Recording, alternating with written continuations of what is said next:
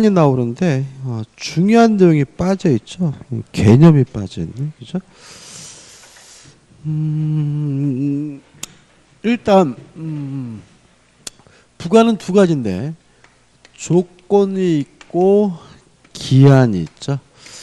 나는 기준은 뭐냐면 미래 장래 발생이 불확실한 거, 발생할 수도 있고 안 할 수도 있고 불확실한 것은 조건, 장래 발생이 확실한 것은 기한, 이렇게 되고 기한이 도래함으로써 만약에 효과가 생긴다면 이걸 우리가 시기, 기한이 도래함으로써 효과가 없어진다면 이걸 우리가 종기라고 하고, 시기와 종기 사이를 우리가 기간이라고 하는 거죠. 조건인데 장래 불확실한 조건이 성취가 됨으로써 만약에 효과가 생긴다면 이걸 우리가 정지 조건이라고 하고요. 조건이 성취가 됨으로써 효과가 없어지는 걸 우리가 해제 조건이라고 하는데, 좀 정확하게 기억하셔야 되는데, 정지 조건은 결국은 현재 지금은 효과가 없지만 미래에 조건이 성취가 되면 효과가 생길지도 모르는 게 정지 조건이고요.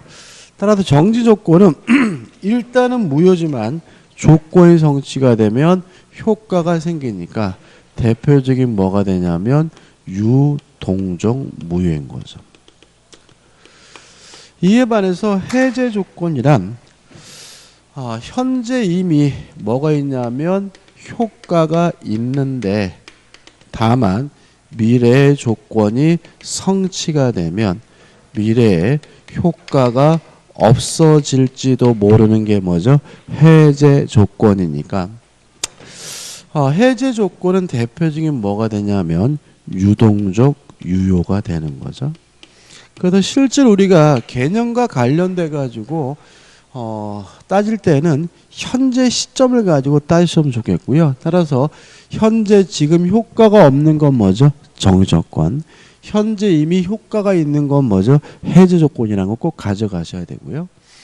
따라서 정지 조건임은 누가 입증을 하게 되냐면 효과 발생을 부정하는 자, 다투는 자가 입증을 하게 된다. 왜냐하면 정지 조건이 현재 뭐가 없죠? 효과가 없는 것이니까 정지 조건임이 입증되면 뭐 할 필요 없어요? 이행할 필요가 없는 것이니까 정지 조건임은 이행하기 싫은 사람, 다투는 자가 입증하게 되고요. 다만 정지 조건이 성취가 되면 그때는 뭐가 생기죠? 효과가 생기니까 정지 조건이 성취됐으면 효과 발생을 주장하는 자가 입증하게 된다는 것도 꼭 기억해 두시기 바랍니다. 이 정도 우리가 개념으로서 꼭 가져가야 되겠죠. 자, 요 가지 규제 보시면 1번 조건 해가지고 밑에 1, 2, 3, 4 해가지고 나와 있는데 요 1, 2, 3번은 뭐가 아니냐면 조건이 아니에요. 다시 말하면 조건처럼 보이지만 조건이 아닌 것들을 말합니다. 1번 불법 조건이라는 것은 조건이 반사회적인 경우를 말하는데 뭘 잊지 않으시면 돼요. 조건만 무효인 것이 아니라 법률행위 전체가 다 무효다. 것이고 2번 기성 조건은 조건이 아닙니다. 왜냐하면 장래 발생이 불확실한 것만이 뭐죠? 조건이잖아요. 근데 기성 조건이라는 거는 이미 성취됐다는 말은 더 이상 불확실한 것이 아니라 확실한 거니까 뭐가 아니에요? 조건이 아니에요. 그래서 기성 조건이 조건이 아니라는 거 시험에 잘 나와요. 그 다음에 불능 조건도 불가능한 것으로 뭐가 됐어요? 확정이 됐으니까 이것도 뭐가 아닙니까? 조건이 아닌 거죠. 왜요? 더 이상 불확실한 것이 아니니까요. 그 다음에 이 부분은 처음이자 마지막으로 머리 글자를 따서 외울 거란 말이죠.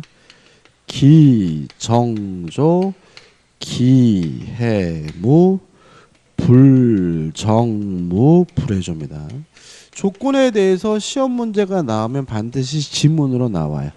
기정조, 기해무, 불정무, 불해조예요. 자, 한번 읽어볼게요. 조건이 법률행위에 당시 이미 성취된 것인 경우, 여기다가 기자를 써놓죠. 이게 기정 조건이고, 그 조건이 정지 조건이면 조건 없는 법률행위로 되고, 그래서 우리가 기정조 이렇게 외울 거고요.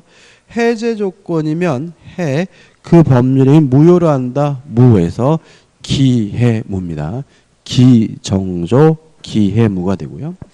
3번 불능 조건. 조건이 법률 당시 이미 성취될 수 없는 경우, 불능 조건이죠. 그 조건이 해제 조건이면 조건 없는 법률행위에서 불해조가 되고요. 정지 조건이면 그 법률행위는 무효로 된다 해서 뭐죠?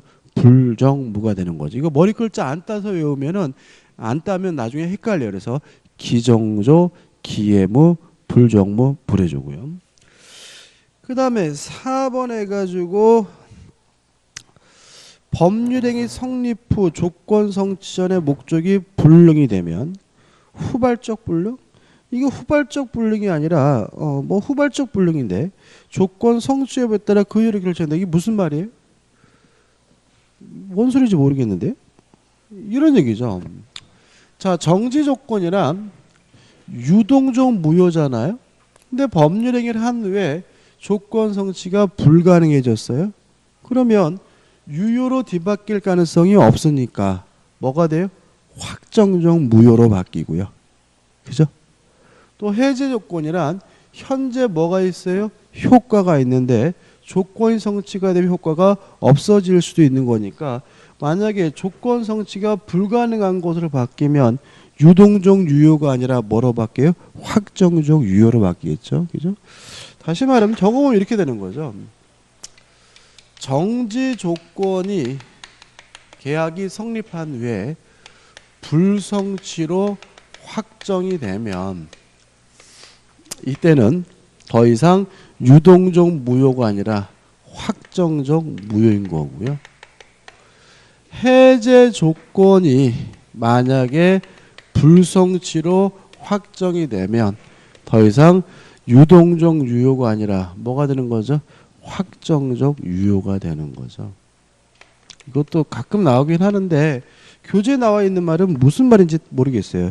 조건 성취 여부에 따라 불가능하면 불가능한 것으로 확정이 되는데 왜 갑적으로 이렇게 되는지 모르겠고, 아무튼 정지 조건이란 유동적 유효인데 유동적 무효인데 불성취로 확정이 되면 이제는 뭐가 돼요? 확정적 무효가 되고, 해제 조건이란 유동적 유효인데 불성취로 확정이 되면 확정적 뭐가 되죠? 유효가 된다. 이렇게 기억해 두시고, 그 다음에 5번은 뭐 의미 없죠. 그 다음에 6번 조건을 붙일 수 없는 법률행위에서 1번 단독행위는 승낙을 받지 않고 일방적으로 하는 것이니까 조건을 붙일 수가 없어요. 다만 맨 밑에 1번 상대방에게 이익만을 주는 단독행위는 조건을 붙일 수가 있고요. 우측에 맨 2번 상대방의 동의, 승낙이 있는 경우에는 조건을 붙이는 것이 가능합니다. 근데 3번 해가지고 해제권자가 최고하면서 최고기간 내에 이행치 않으면 당연히 해제된 것으로 한다는 것은 정지조건부 해제로서 유효하다 이렇게 나와 있잖아요. 이거 좀 한번 고민 좀 해봐야 돼요. 자, 해제는요 단독행위입니다. 따라서 원칙적으로 뭘 붙이지 못하냐면 조건을 붙일 수가 없어요. 자, 채무 불이행이 있으면 계약을 뭐 할 수 있죠? 해제할 수 있고요. 해제하고자 할 때는 승낙을 받지 않고 일방적으로 하는 것이니까 단독행위잖아요. 단독행위니까 원칙적으로 뭘 붙이지 못해요? 조건을 붙이지 못해요. 다만 우리 판례에 따른다면 예외적으로 가능한 경우가 있어요. 가능한 경우가. 예를 들면 이렇게 되는 겁니다. 예를 들어서 5월 25일까지 이행하지 않으면 계약을 해제된 것으로 하겠다라는 형태의 조건을 붙이는 것은 가능하다는 것이 우리 판례 입장입니다. 그래서 교재 보시면 이렇게 나와 있잖아요. 최고하면서 최고 기간 내에 이행치 않으면 당연히 해제된다. 이게 무슨 말이에요? 5월 25일까지 이행하지 않으면 계약을 뭐죠? 해제된 것으로 하겠다. 이런 의미가 되는데요. 여기서 좀 조심할 것은 뭐냐 하면 요 5월 25일까지 이행하지 않으면은 할 수도 있고 안 할 수도 있고 불확실한 거니까 뭐예요? 조건인데 특징은 이행하지 않는다는 조건이 성취가 되면 해제가 되죠. 따라서 해제 효과가 발생하는 것이니까 무슨 조건이냐면 정지 조건이라는 점이에요. 그래서 교재 보시면 정지 조건부 계약 해제로서 유효하다 이렇게 나오는 거죠. 자, 해제 조건이 뭐예요? 조건이 성취가 됨으로써 효과가 없어지는 게 뭐예요? 해제 조건이잖아요. 그죠?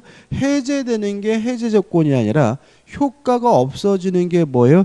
해제 조건인데 이 경우에는 이행하지 않는다는 조건이 성취가 되면 계약이 해제된다는 말은 해제 효과가 생긴다는 말이니까 이것은 해제 조건이 아니라 뭐로 이해합니까? 정지 조건으로 이해함을 잊지 마시기 바랍니다. 따라서 조건이 성취가 됨으로써 해제되는 것은 해제 조건이 아니라 무슨 조건이에요? 정지 조건이라는 거 주의하시기 바라요. 그 다음에 두 번째 기억할 것은 자동으로 해제가 됩니다. 이게 무슨 말이냐면 5월 25일 날 이행하지 않는다는 조건이 성취가 되면 자동으로 해제가 되기 때문에 굳이 해제한다고 뭐 할 필요는 없어요? 의사 표시를 할 필요는 없어요. 이해되시죠? 그죠? 여기까지 교재에 나와 있는 거죠. 그죠? 근데 여기서 좀 조심할 것은 뭐냐면 이행하지 않는 것이 자동으로 해제가 되려면 이행하지 않는 것이 뭐 해야 되냐면 채무불이행해야 돼요. 그래서 만약에 이행하지 않는 것이 만약에 잔금인 경우에는 상대방이 동시 이행 항변권을 소멸시키기 위해서 이행 또는 이행의 제공이 필요하고요. 만약에 이행하지 않는 것이 뭐인 경우에는요. 중도금인 경우에는 중도금은 선이행 의무이기 때문에 상대방에게 동시 이행 항변권이 없으므로 이행 또는 이행의 제공이 필요 없다라는 거 기억해 두시기 바랍니다. 좀 어려워졌죠? 다시 한번 말씀드릴게요. 이행하지 않았다는 이유로 자동으로 해제가 되려면 상대방이 이행하지 않는 것이 뭐 해야 돼요? 채무불이행이 되잖아요. 근데 만약에 상대방이 뭘 행사하고 있어요? 동시이행 항변권 행사하고 있다면 이행하지 않아도 채무불이행이 아니니까 자동으로 뭐 되지 않아요? 해제되질 않아요. 특히 잔금을 지급하는 것과 등기서를 받는 것은 뭐예요? 동시이행 관계니까 이행하지 않는 게 만약에 잔금이라면 이행하지 않았다는 이유로 자동으로 해제가 되려면 동시 이행 항변권을 소멸시키기 위한 뭐가 필요한 거죠? 이행 또는 이행의 제공이 필요한 거고요. 이에 반해서 중도금의 경우에는 동시 이행 관계가 아니잖아요. 선이행 의무잖아요. 따라서 동시 이행 항변권을 소멸시키기 위한 이행 또는 이행의 제공이 필요가 없다. 그때는 필요 없이 자동으로 해제된다는 거 정확하게 기억해 두시기 바랍니다. 2번 신분행위 가족법상 행위에는 조건을 붙일 수가 없습니다. 만약에 가족법상 행위에 조건을 붙이게 되면 반사회적 법률에서 무효가 되고요. 다만 유언은 이익만을 주는 단독행위이기 때문에 조건을 붙일 수 있는 거고요. 그다음에 어음수표행위에 대해서도 거래의 안전을 위해서 조건을 붙일 수가 없습니다. 그다음 7번 조건을 붙일 수 없는데 붙이게 되면 법률행위 전체가 다 반사회적 법률에서 무효가 되는 거죠. 8번 조건 성취 의제와 9번 조건 성취 불성취 의제가 나와있죠. 자, 예를 기억하시면 되겠죠. 기억나실 거예요. 갑이 을에게 뭐라 그랬냐면 네가 공인중개사 시험에 합격하면 1억을 주겠다라고 해놓고 을이 시험을 못 보게 감금을 했어요. 이랬을 때는 어떻게 할 것이냐에 대해서 8번의 양거 1번이죠. 조건의 성취를 인하여 불이익을 받을 당사자가 누구죠? 갑이죠. 신호 성실에 반하여 조건의 성취를 방해한 때, 강금한 때에 상대방은 을은 그 조건이 성취된 것으로 뭐 할 수 있죠? 주장할 수가 있는 거죠. 다만 유의하실 것은 뭐냐면, 다시 말하면 갑이 강금하는 바람에 시험을 못 봤다면 을은 합격됐음을 주장하면서 갑에게 1억을 달라고 뭐 할 수 있어요? 요구할 수 있는데, 언제 1억을 달라고 요구해야 되냐면 강금 당한 날, 그날 당장 요구할 수 있는 것이 아니라 합격자 발표일까지 기다려야 된다. 왜냐하면 양가를 2번 해가지고 읽으면 조건의 성취로 인하여 불이익을 받을 당사자가 신의 성실에 반하여 조건의 성취를 방해한 경우 조건이 성취된 것으로 의제되는 시점은 방해 행위가 없었더라면 조건이 성취되었으라고 추산되는 시점이기 때문인 거죠. 다시 말하면 방해시가 아니라 방해가 없었다면 조건이 성취됐을 것으로 추산되는 시점이 돼야 비로소 합격됐음을 주장할 수 있음을 유의하시기 바라고요. 9번은 반대죠. 자, 을이 만약에 컨닝을 해가지고 합격을 했어요. 그러면 갑은 어떻게 할 것이냐? 9번이죠. 조건 성취로 이익을 받을 당사자가 누구죠? 을이죠. 신호 성실에 반하여 조건을 성취시킨 때 컨닝에서 합격한 때 갑은, 상대방은 그 조건이 성취되지 아니한 것으로 주장할 수가 있습니다. 다시 말하면 합격되지 않았음을 주장하면서 돈을 못 주겠다라고 뭐 할 수 있어요? 거부할 수가 있는 거죠. 그 다음에 10번에서 이제 조건부 권리의 보호의 소극적 보호인데, 중요한데, 좀 예를 좀 바꿔볼게요. 갑이 을에게 뭐라 그랬냐면, 공인중개사 시험에 합격을 하면 아파트를 주겠다라고 약속을 했어요. 그렇게 아파트를 주겠다가 약속해놓고 이 아파트를 병에게 팔아먹어 버렸어요. 팔아먹고 병에게 이전 등기를 줬을 때 이러한 매매 행위에 대해서는 어떻게 할 것인가 문제거든요.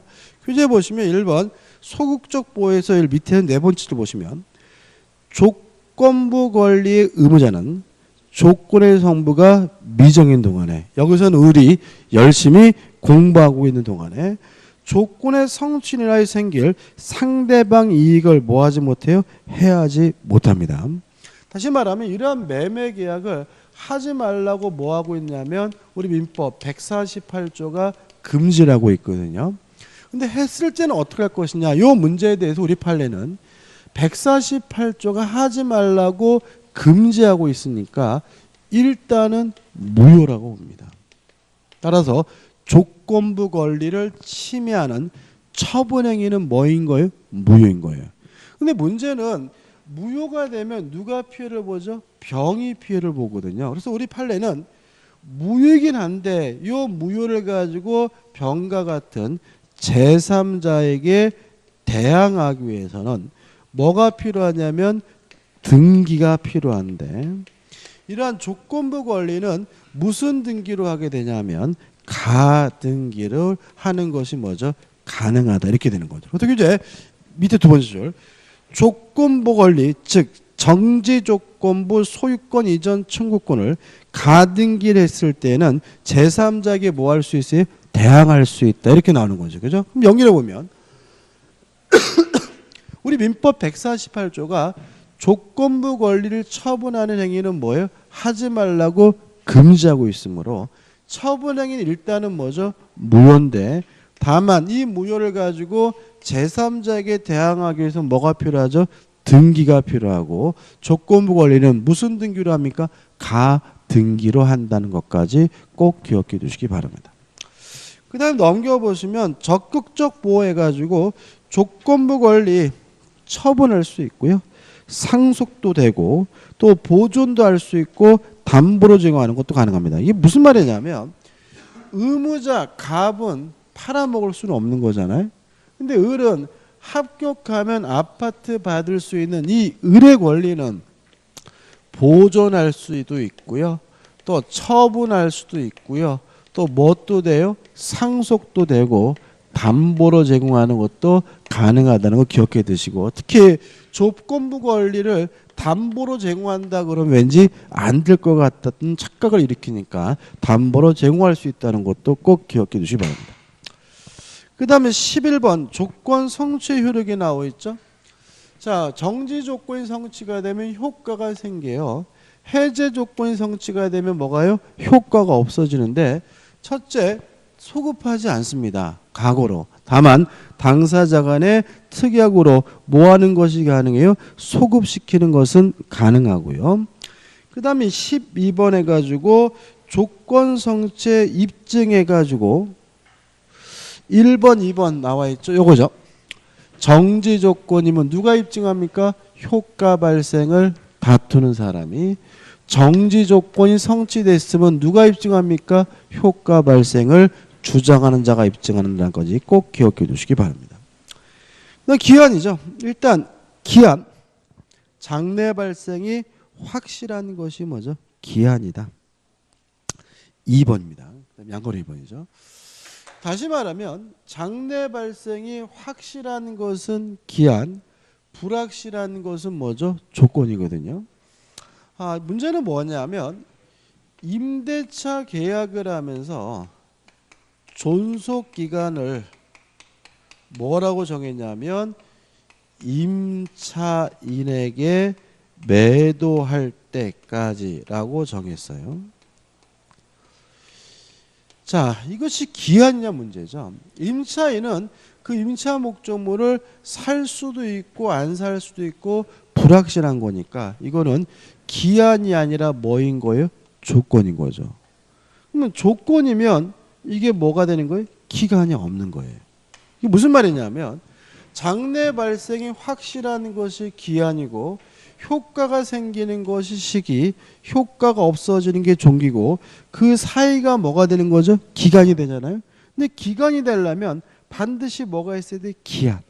반드시 뭐는 있어야 되냐면 종기는 있어야 되거든요. 근데 이것이 할 수도 있고 안 살 수도 있고 불확실한 조건이고 뭐가 아니에요? 기한이 아니라면 무엇도 있을 수 없는 거예요? 기간도 있을 수가 없는 거죠. 따라서 양가를 2번 보시면 임대차 기한을 임차물을 임차인에게 매도할 때로 정한 경우에는 기간의 정함이 없는 임대차로 본다. 왜 그런 거죠? 기한이 있어야 뭣도 있어요? 기간도 있을 수 있는데 매도할 때까지는 확실한 것이 아니라 뭐죠? 불확실한 것이니까 기한이 아니라 뭐죠? 조건이기 때문에 그렇죠. 그 다음에 3번 불확정한 기한이 그 사실이 불가능한 때는 기한이 도래한 곳에 온다. 이게 솔직히 좀 말이 좀 모순돼요. 왜 그러냐면 장래 발생이 확실한 것만이 뭐예요? 기한이잖아요. 그럼 만약에 지문의 조제에 나와 있는 것처럼 불가능하게 됐다면 가능할 수도 있고 안 될 수도 있다면 그것은 기한이 아니라 뭐여야 되는 거예요? 조건이어야 되는 거잖아요. 그죠? 그럼 이게 어떤 얘기냐? 이런 얘기입니다. 자, 이렇게 얘기했어요. 내가 죽으면 내가 너한테 자동차를 증여하겠다라고 얘기를 했습니다. 저는 반드시 뒤집니다. 따라서 기한인데 언제 죽을지는 알 수 없죠. 따라서 이걸 우리가 뭐라냐면 불확정 기한인 거죠. 그래서 앞으로 불확정 기한하면 안영찬이 뒤지면 이걸 떠오르시면 되는 거죠. 자, 근데 문제는 뭐냐면 반드시 뒤지니까 기한인데 제가 사망했어요. 그럼 뭐예요? 기한이 도래한 것이니까 상대방은 자동차를 달라고 뭐 할 수 있겠어요? 요구할 수가 있겠죠. 근데 제가 실종이 됐습니다. 따라서 죽었는지 살았는지를 확인하는 것이 뭐예요? 불가능하게 됐어요. 이때도 우리 판례는 기한이 도래한 곳으로 보겠다는 거예요. 따라서 제가 사망했을 때뿐만 아니라 실종이 돼가지고 살았는지 죽었는지를 확인할 방법이 없는 경우에도 기한이 도래한 것이니까 상대방은 1억 달라고 뭐 할 수 있어요? 요구할 수가 있다. 이런 취지가 되는 거니까 좀 주의하시기 바라고요. 그 다음에 이제 4번은 뭐냐면 이런 얘기예요. 4번은. 자, 예를 들어서 을이 갑에게요 500만 원을 빌려줬어요. 얼마요? 500만 원. 우리 시험 며칠 날 보죠? 10월 26일 날 보나요? 그럼 예를 들어서 10월 22일 날 변제하기로 했어요. 을이 한 20일쯤 돼가지고 갑한테 전화한 거죠. 야, 22일 날 돈 갚아야 되는데 준비되니? 그랬더니 갑이 뭐라 그랬냐면 나 27일 날 시험 보는데 나 정신없어. 그 같은 거 왜 시작해가지고 이 고생인지 모르겠어. 아 미치겠어. 이딴 전화를 하지 말라고 방방 뜨니까 그래 그러면 시험 보면 갚어 라고 을이 갑에게 얘기를 했어요. 다시 말하면 갑이 을에게 뭐 하기로 한 거죠? 시험을 보면 변제하기로 한 거죠. 근데 27일 날이 됐어요. 근데 갑이 가만 보니까 봐봤자 떨어질 판이에요. 그래서 안 봤어요. 안 보면 진짜 안 갚아도 되느냐 이 문제인 거예요. 그죠? 지금 뭐라고 했어요? 시험 보면 갚아라 그랬잖아요. 그죠? 읽어볼게요. 4번. 자, 4 밑에 보시면 부간에 표시된 사실이 발생하지 않으면 채무를 이행하지 않아도 된다고 볼 수 있는 경우에는 정지 조건이고 까지 끊어볼게요. 만약에 말 그대로 시험을 보면 갚고 안 보면 안 갚아도 되는 거라면 이거는 뭐인 거예요? 조건인 거겠죠. 그죠? 그죠? 조건인 거예요. 그죠? 계속 볼게요. 가로띠려서 표시된 사실이 발생한 경우는 물론 다시 말하면 시험을 봤을 때는 물론 발생하지 않은 경우에도 시험을 안 본 경우에도 그 채무를 이행해야 한다고 볼 수 있는 경우에는 불확정 기한이다. 다시 말하면 이 경우에는 시험을 보든 안 보든 뭐 해야 되는 거예요? 갚아야 되는 거잖아요. 그러니까 이거는 조건처럼 보이지만 실제로는 조건이 아니라 뭐죠? 기한이다. 이런 얘기인 거죠. 이해되시나요? 그죠? 우리 판에 따른다면 교재 얘가 좀 마음에 안 들어요. 가로 것들 다 지워버리세요. 말도 안 되는 얘기고. 우리 판에 따른다면 이런 얘기입니다. 을이 갑에게 시험을 보면 갚으라는 말은 말 그대로 보면 갚고 안 보면 갚지 말란 뜻이 아니라 22일이 아니라 27일까지 기간을 뭐 해준 거예요? 연장해 준 것에 불과하다는 거예요. 따라 이것은 조건처럼 보이지만 조건이 아니라 뭐죠? 기한이다. 왜냐하면 기간을 뭐 해준 거예요? 연장해 준 거니까 시험을 보든 안 봤든 27일이 지나면 뭘 해야 돼요? 갚아야 되는 거니까. 그죠? 다시 한번 말씀드릴게요. 진짜 안 보면 안 갚아도 되는 것이라면 뭐예요? 조건이라고 볼 수 있겠지만 보든 안 보든 갚아야 되는 것이라면 그것은 조건이 아니라 뭐죠? 기한인 거다. 기억해 두시면 되겠죠? 그 다음에 5번 신분행위나 단독행위에는 기한을 붙이지 못합니다. 원칙이죠. 다만 어음수표에는 지급일을 정할 수 있으니까 기한을 붙이는 것이 무방하고요. 우측에 맨 위에 보시면 기한 도래 효과는 소급표가 없어요. 주의하실 것은 뭐냐면 조건의 성취 효과는 소급하지 않지만 당사자 간의 특약으로 소급시키는 게 가능해요. 그렇지만 기한은 특약으로도 소급시킬 수 없다는 거 잊지 마시기 바랍니다.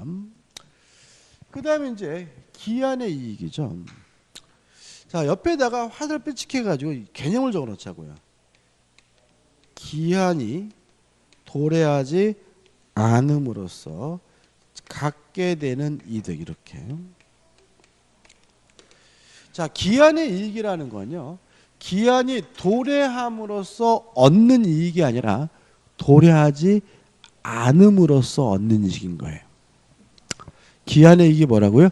기한이 도래하지 않음으로써 얻는 이익이 뭐죠? 기한의 이익인 거죠.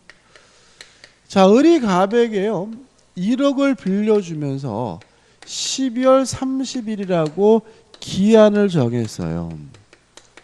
그럼 여기서 조심해야 될 것이 뭐냐면 기한의 이익을 만약에 도래함으로써 얻는 이익 그러면은 거꾸로가 돼요.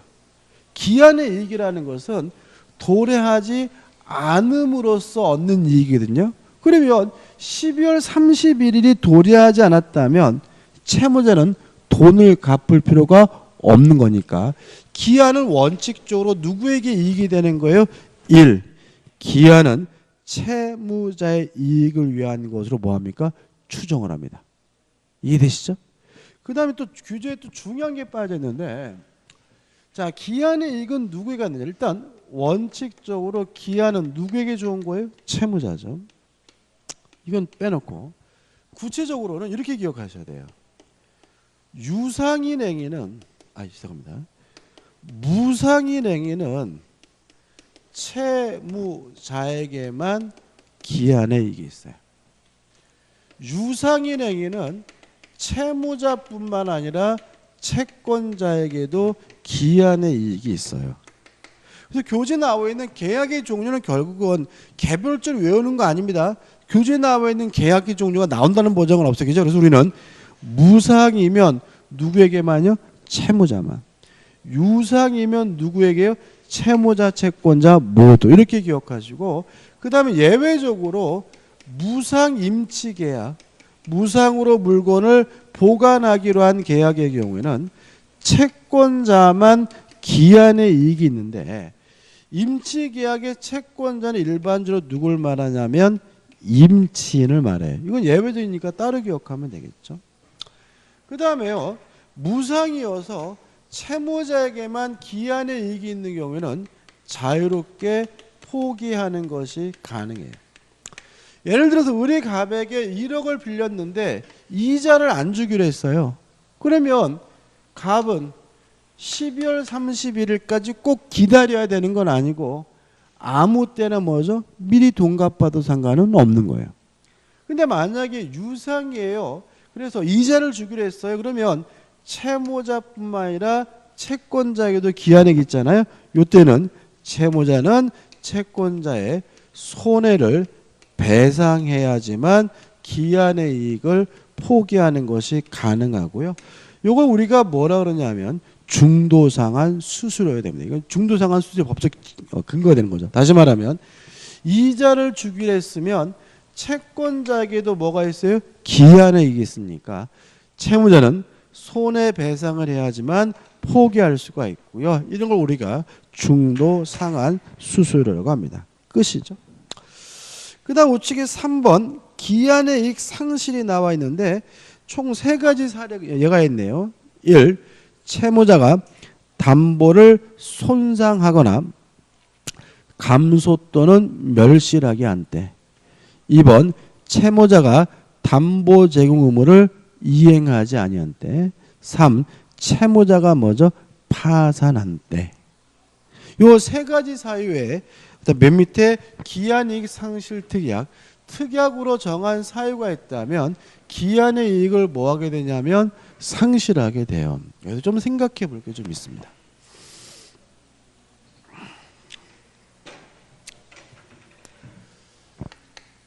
을이 갑에게요 1억을 빌려주고 12월 31일까지 돈을 갚기로 했고, 갑이 채무자고 을이 뭐냐면 채권자예요.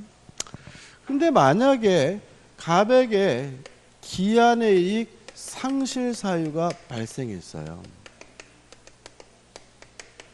뭐 예를 들어 가지고 1. 담보를 손상 감소 멸실시켰거나, 아니면 담보 제공 의무를 이행하지 않았거나, 아니면 채무자가 파산했거나, 아니면 기타 약정 사유가 발생했을 때는 을은 갑에게 지금 당장 원칙입니다. 원칙적으로 즉시 변제를 청구할 수가 있고요. 즉시 변제를 청구했는데도 불구하고 이행하지 않으면 그때 비로소 이행 지체가 돼요. 그래서 교재에 효과라고 나와 있는 거죠.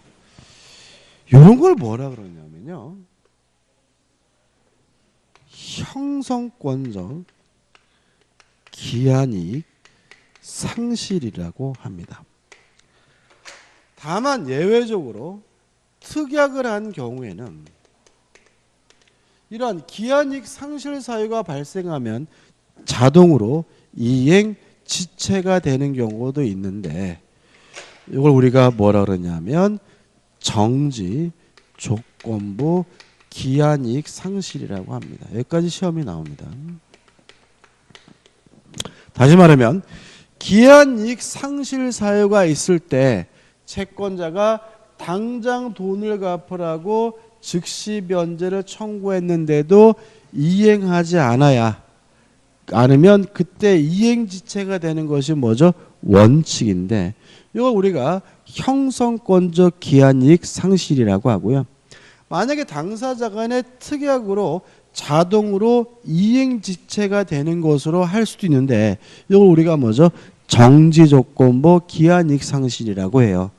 물론 뭐가 원칙이죠?